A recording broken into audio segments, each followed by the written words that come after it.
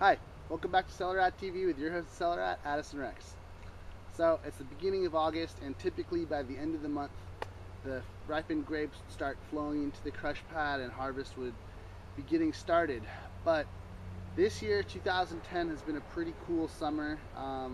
Front page of the Chronicle said that not quite one of the coolest summers on record, but it's up there.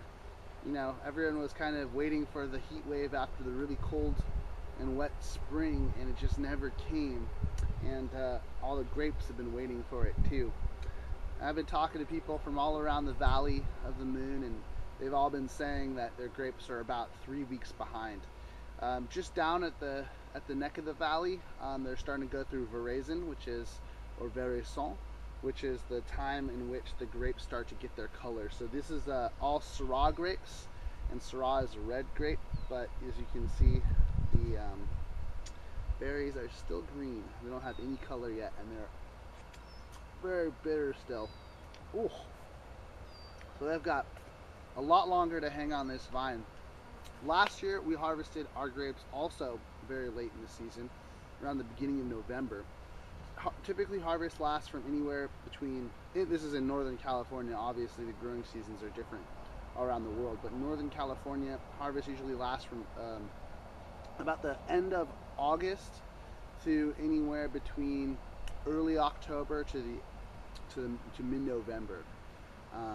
You know, by that time things are starting to wind down. All the grapes have come in already and been crushed, and now it's just time to put the wines to sleep in their barrels for the year. Now, so what you're going to see with this cool summer is that all of these grapes are going to ripen very late in the year. We have to wait to harvest until the sugar content, or the Brix, is high enough that we can produce wine out of it, because it's the sugar that's transformed into alcohol. The trick is, though, is that the flavor has to be there at the same time. So once the sugar gets to a high enough level, we want the grapes also to taste ripe, and it's a different thing, really.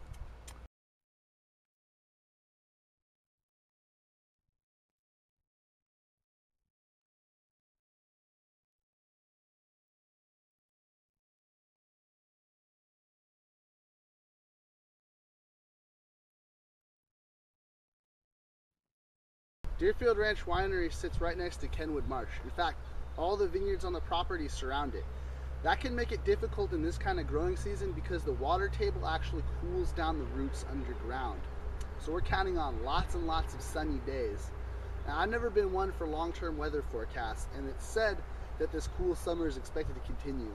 But I'm crossing my fingers, and I'm hoping for some sunny weather to warm up these grapes. But who knows, with a little bit of luck, these grapes might be right on time for harvest. Another challenge of this growing season is that the grapes might not fully ripen until the early rains of fall. And if that happens, we might see a situation that occurred in 2009. If you remember, I talked a little bit about it in my blog.